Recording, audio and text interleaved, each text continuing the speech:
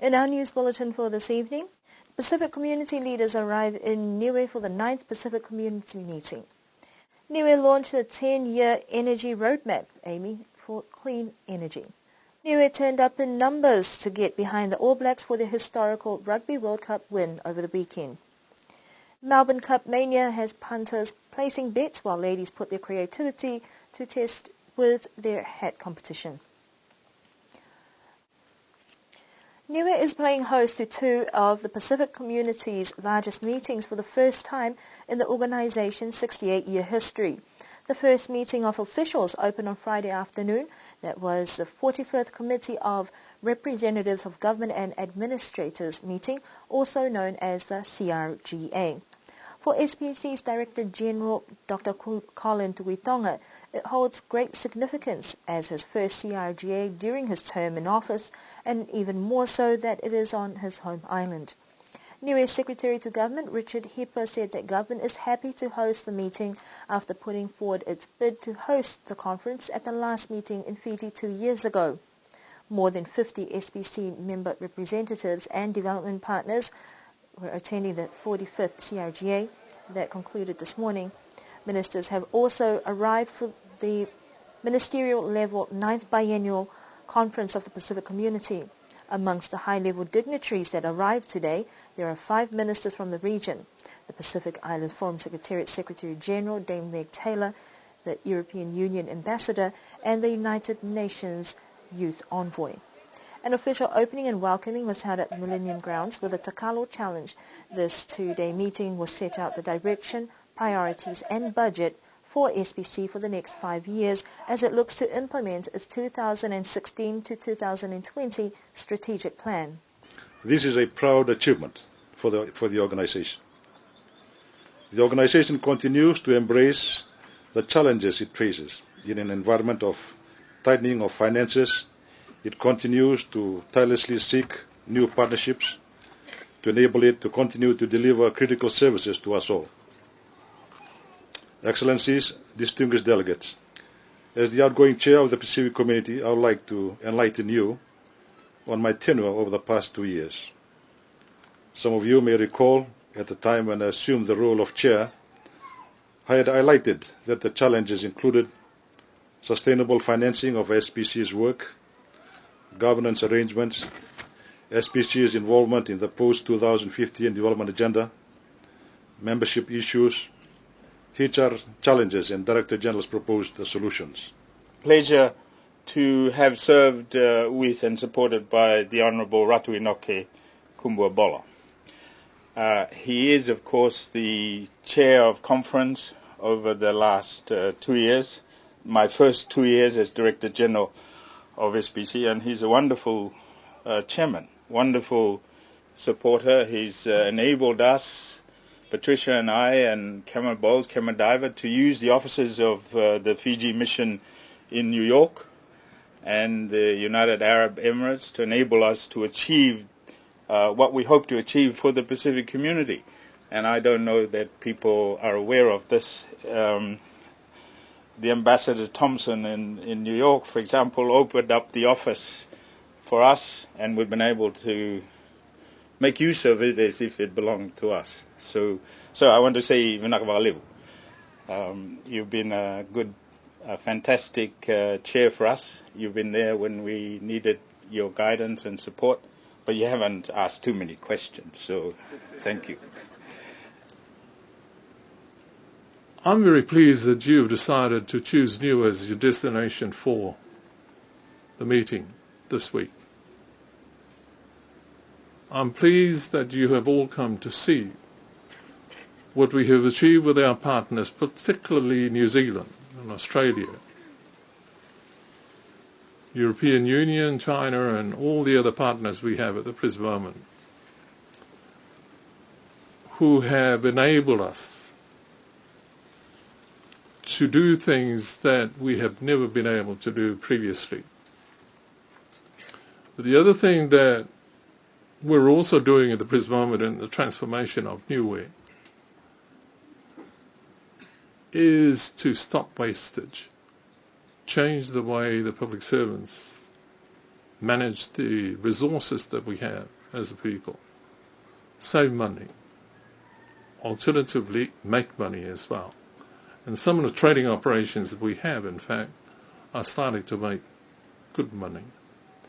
I don't expect SPC to do this, but I do expect SPC to tighten its belt, because we all are tightening our belts, have no choice. I've always found it contradictory. And sometimes in some of the meetings that I go to of regional organisations, the first things they sometimes ask is for the salaries to be increased. And I think, how can I give them a salary increase when I can't even give myself a salary increase? So you've got to think about that and determine what is the best thing to do to enable you to achieve that. And finally, let me say this. I'm an outputs person. I expect to achieve certain goals that I set, not just for Niue, but I'd like us all to work together to set goals for the SPC and demand of them that they achieve those goals. Whether it's done in 1 year, 2 years, 5 years, it doesn't really matter, because you can't do everything all at once. There are a number of programs that have been included that will see the commissioning of the tide gauge at the wharf, a site visit to the opening of the new school, groundbreaking for the new disaster management office, and also site visits to animal genetics farms. A high-level dialogue on Thursday will focus on youth, with the UN Youth Envoy, Mr. Ahmad Al-Indawi, making a special trip to the Pacific to present the keynote address. We will bring you more on this news story in our next news bulletin. Niue launched a 10-year strategic energy roadmap that will essentially guide and assist the energy sector towards achieving a sustainable energy sector for a prosperous Niue. This launching was held during the 45th CRGA meeting yesterday in a brief ceremony led by the Ministry of Infrastructure. Niue is the 6th SPC island member to finalize a national energy roadmap with SPC's technical assistance, following in the footsteps of Tonga, the Cook Islands, Vanuatu, Samoa and Nauru. Kiribati is also now close to finalizing its plan. Minister for Infrastructure, Honourable Dalton Tangilangi, said that the roadmap has taken some time to develop, but the aim is to focus on clean energy supply for Niue. This roadmap was developed based on the data and information we have gathered since 10 years ago from our energy sector, transport and also bulk fuel. Combining the three key areas is important to ensure that all sectors do not undermine one another in our path towards clean and secure energy supply for Niue. Fossil fuel has been a key driver of our energy for so long, and this plan ensures that we follow all steps necessary to have good monitoring and tracking of usage in order to minimize our reliance on fossil fuel. This has been one of the great achievements of our government transformation, with integrated approach by key stakeholders involved and shared resources. Perhaps we are too ambitious in terms of financing, but I am confident in my staff to challenge themselves to ensure we achieved all our targets within this roadmap in the next 10 years. SPC recognises the ability of Niue to take a multi-sectoral approach to the policy design process. This was clearly demonstrated in Niue's effort to conduct consultations involving key stakeholders from various sectors such as social, economic, finance, regulators, etc. Also, representatives will play an important part in the effective implementation of the roadmap. Just over a year ago, Niue celebrated its 40th year of Pule Whakamoto in October 2014. To mark this important milestone, the government of Niue sought the assistance of SPC to support its efforts in developing of the energy roadmap for Niue.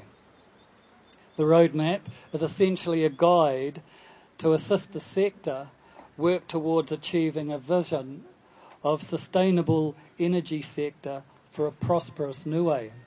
Minister Tangilangi voiced his confidence in staff to challenge themselves to achieve all the components of the roadmap over the next 10 years to ensure that at least 90% of what is in there is achieved.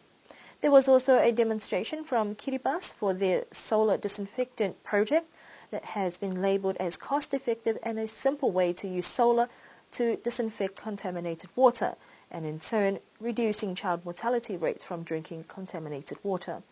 The Pacific region is focusing on decreasing fossil fuels and moving towards green energy as a part of sustainable development.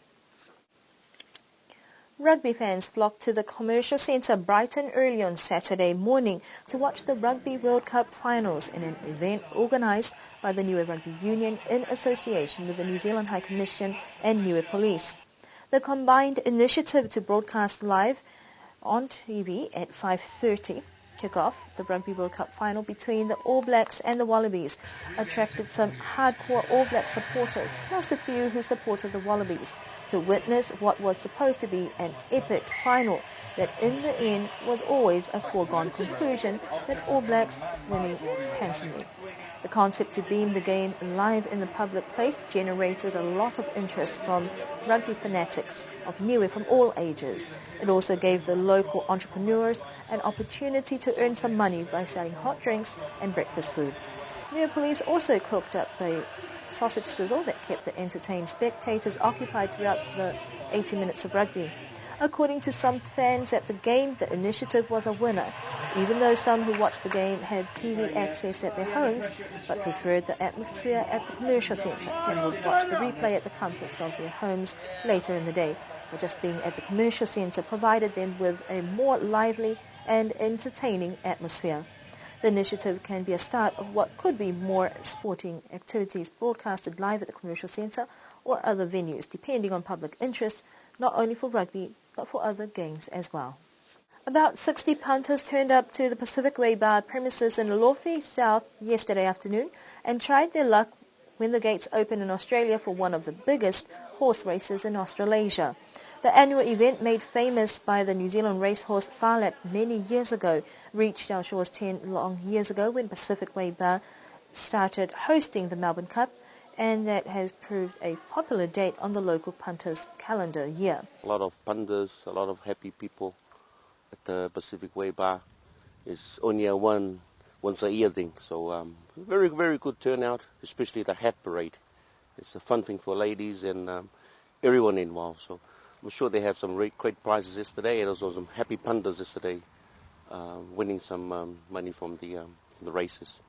Having done the Melbourne Cup for a number of years now, we have the regulars that turns up first thing in the morning on Melbourne Cup Day. And then we have people who just turn up for a fun day, a whole family. All sorts. A wide variety of people. But we have regulars. Yeah, it's really good to see the regulars still keep going. Punters started arriving at the Pacific Way earlier in the day to place their bets, and so it continued throughout the day until race time at late afternoon. It was a slow start, and most of the punters seemed to have dropped for the year's event. It wasn't until the later part of the afternoon when the ladies arrived for the dress and hat competition that with an increase of the volume of audience and participants. This is an event that has over the years generated a lot of traction and interest from, and according to a source from the Pacific Way Bar, this has picked up and seems to be getting better every year. Well, it's good to see that the first female jockey won the cup yesterday, Michelle Payne, and it's good for racing, and also very good for the New Zealand connections that actually won the cup on Prince of Van Zane, written by a female jockey, first ever after 155 years of the Melbourne Cup. The creative skills of the women, and to a lesser extent the men, made judging the overall winner over 3 categories a tough task for the judges, who in the end declared Mrs. Lealofi Tukitonga the winner for the ladies, while Ethan Kulasea walked away with the overall men's title. There was also another Melbourne Cup event at the nearby Clayton Bar, It doesn't have the fancy dress or hats competition like the Pacific Way Bar and attracted a different set of demographic compared to Pacific Way, whose oldest competitor was Mrs. Paso Nemaya and the youngest was Fisi Rubin. Overall, the Melbourne Cup is now part of a whole lot of diverse activities that has continued to generate some interest from the local community. Niue's love affair with the horse is now confined to the Pacific Way and Clayton's Bar. And those are our news stories for this evening. Before we leave you this evening, we're now officially in cyclone season as of the 1st of November, and disaster preparedness measures should be put in place.